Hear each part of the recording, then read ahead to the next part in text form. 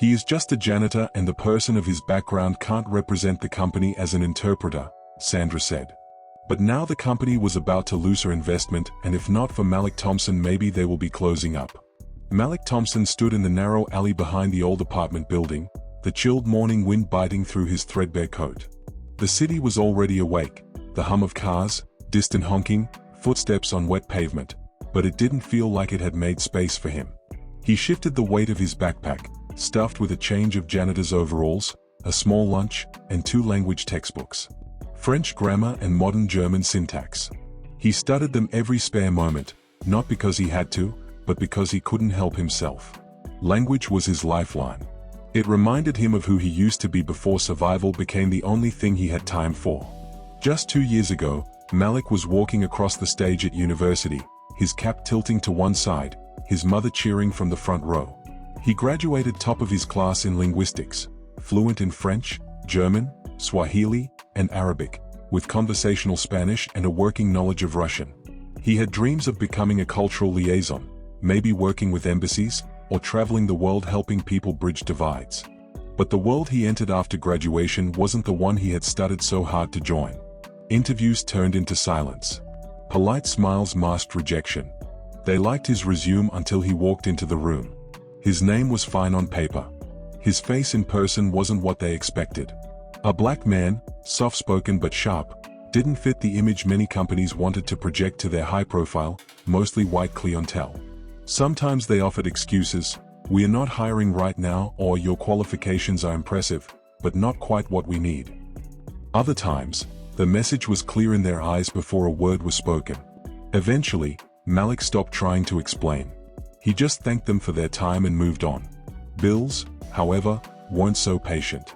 When he applied to the janitor position at Allison Global Solutions, it wasn't with pride. It was with exhaustion. The HR woman, Sandra Blake, skimmed his resume and frowned. "You have quite the academic background," she said, vaguely disapproving. "We don't have any roles that suit this kind of experience. But we do need janitorial staff." He nodded quietly and took the job. Not because he had given up, never that, but because you couldn't argue with an empty fridge. Now, 6 months later, Malik had memoized every square foot of the office building. From the glossy marble floors of the executive wing to the dim back halls where the staff lockers smelled faintly of bleach and metal. He worked quietly, efficiently, never drawing attention. People saw the mop in his hand and looked no further. They walked past him mid-conversation, sometimes revealing more than they should. A few executives couldn't remember his name, though he wore a badge. Some called him Buddy, others didn't speak at all. Only a few, like Tina at reception, ever bothered to greet him with warmth. Most mornings, she offered him a smile and a quick chat while he cleaned the glass doors. "You're always carrying those language books," she once said, glancing at the thick volume tucked under his arm. "You studying for something?" "Just keeping my mind alive," he replied with a shrug. "Can't let it go dull." Louis, a nervous intern in accounting, once asked Malik to help translate a sentence in French. Malik corrected the grammar, offered a smoother version, and even gave him context on how formal the tone was. Louis blinked, impressed. "I had no idea you spoke French like that." Malik only smiled and returned to cleaning the windows. Every night when he got home, he practiced. Online language exchanges, voice recordings, grammar drills. His apartment was tiny, but the walls were covered in notes, vocab lists, irregular verb charts, idioms in Mandarin. The world had shut many doors, but language was one he could still open. It was freedom, connection, power no one could take from him. Still, there were nights when the weight of invisibility pressed too hard against his chest. Not from the work itself, he wasn't ashamed of doing what he needed to survive, but from how easily people dismissed him. He wanted to scream, "I am not what you see." But the world didn't always hear black men who screamed. So he endured. He scrubbed office floors while executives argued about million-dollar deals. He emptied bins while HR talked about diversity initiatives. He nodded respectfully to managers who didn't know he could outspeak them in 3 different languages. He kept his silence, his dignity, and his books. One morning, as he polished the glass doors near the boardroom, he overheard Greg Walters, the smug floor manager, talking to Susan Blake. "He's still here?" Greg said, eyeing Malik like a misplaced object. "I thought these guys rotate out every few weeks." Susan gave a tired sigh. "Apparently not. Just does his work and keeps to himself." Malik kept wiping, slowly and deliberately, as if the glass could absorb his frustration. "You'd think with all that education he listed, he'd find something better," Greg chuckled, shaking his head. Malik said nothing. He had learned long ago that silence could be sharper than a retort. He didn't need to prove anything to men like Greg. But even so, the sting lingered. Not because of their words, but because they didn't care if he heard them.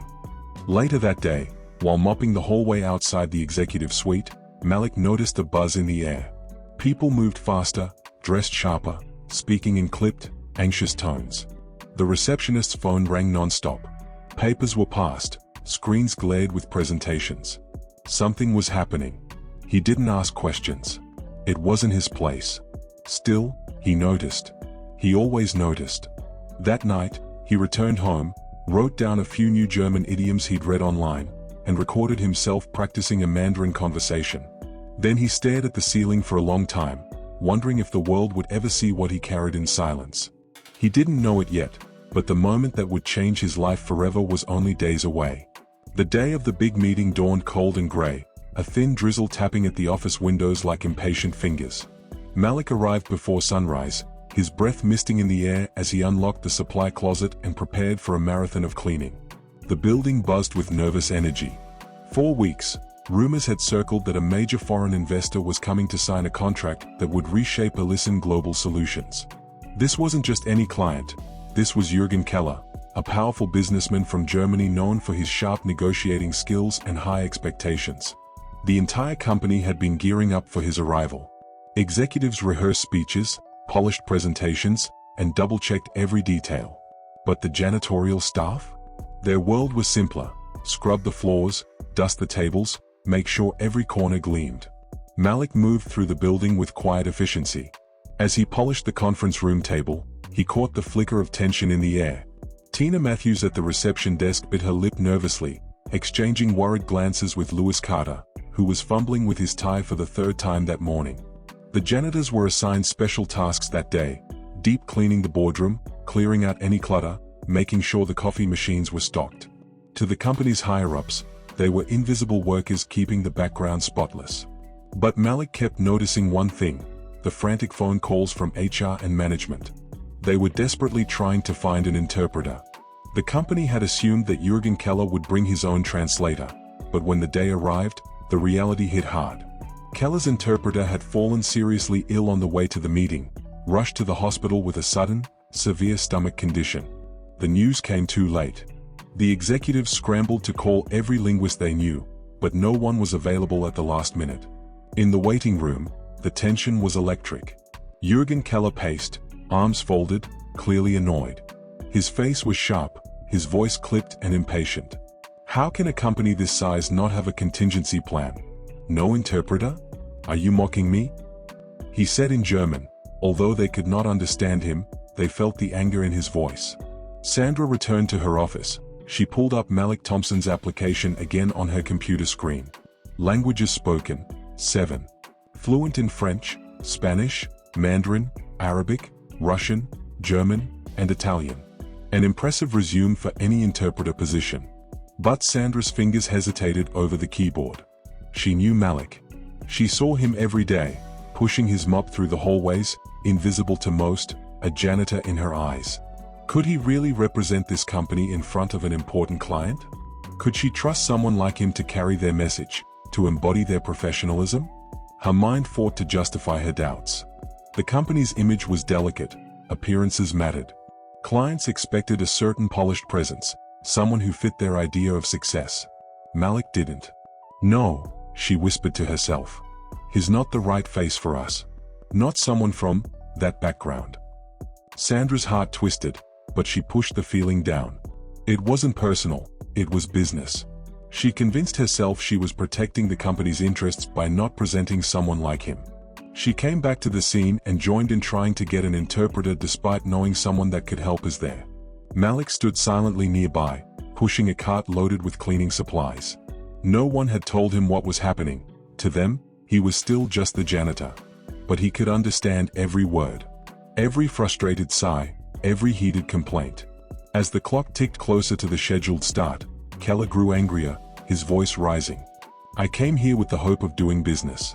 If this meeting does not happen today, I'm leaving, and so is my investment."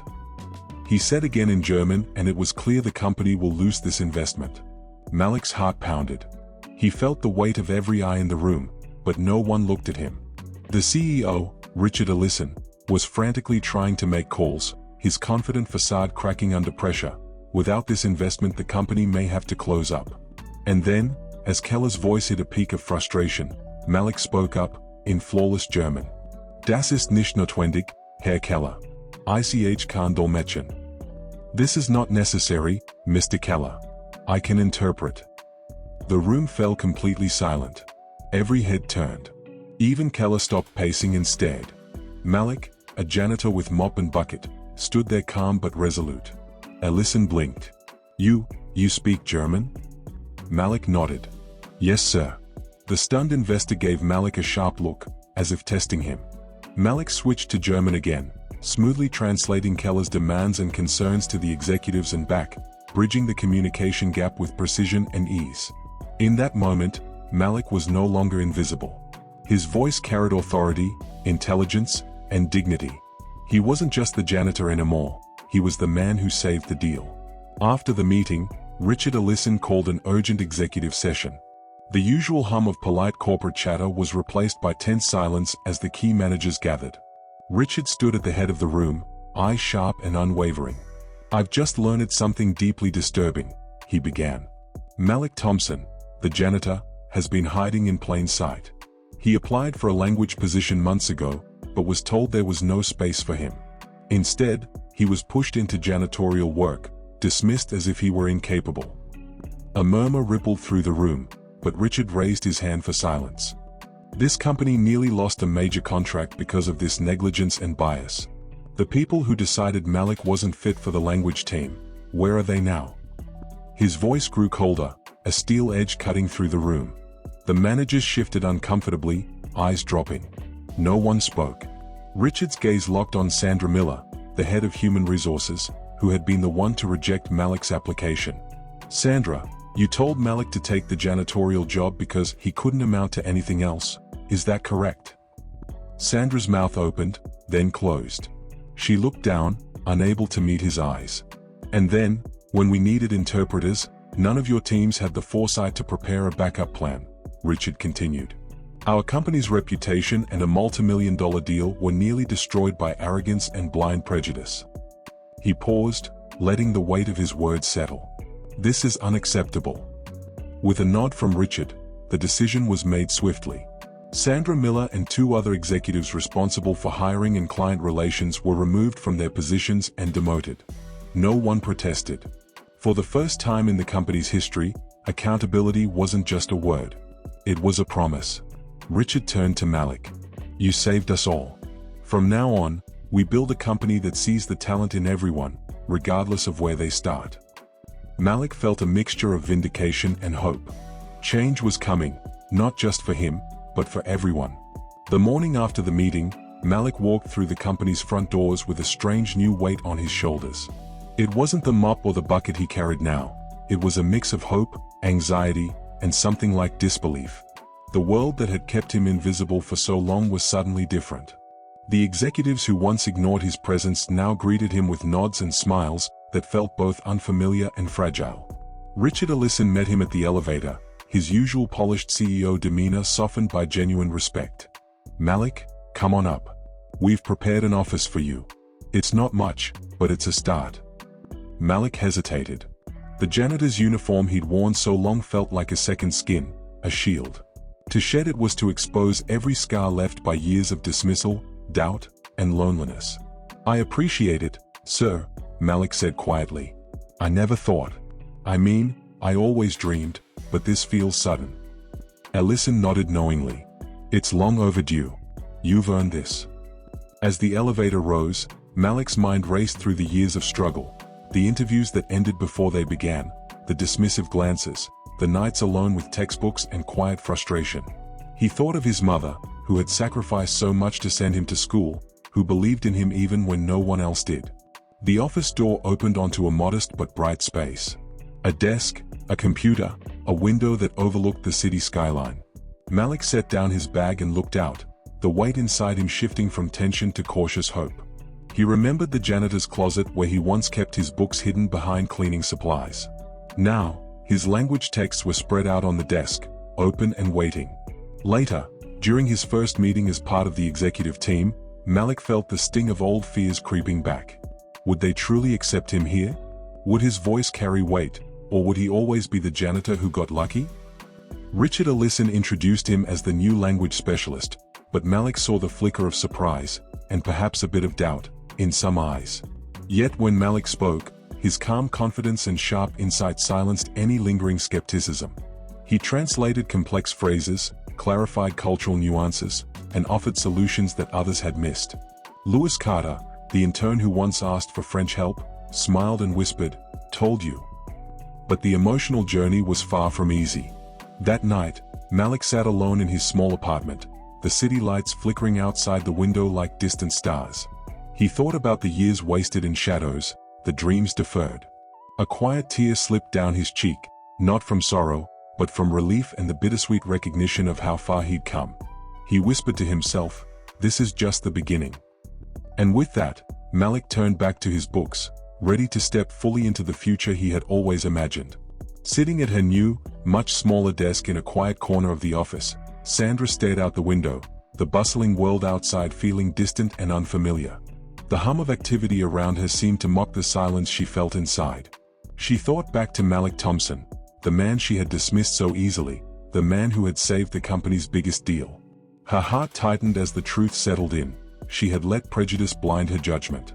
In trying to protect the company's image, she had nearly destroyed it. And worse, she had underestimated a person's worth because of who he was, not what he could do. Sandra whispered to herself, "I learned the hard way, talent and value don't come wrapped in a stereotype. You lose everything when you let fear decide." The lesson was bitter, but clear, and it was one she would never forget. This story teaches us that overlooking talent because of bias and prejudice can cost more than just missed opportunities. It can threaten the very survival of an organization. Had the company continued to ignore Malik's abilities, it would have lost a crucial investment and faced collapse. It shows that true success depends on recognizing and valuing the skills of every individual, regardless of their position or background. If you enjoy this story, please like, comment and subscribe. Until next time, stay curious, who knows what story we will uncover next.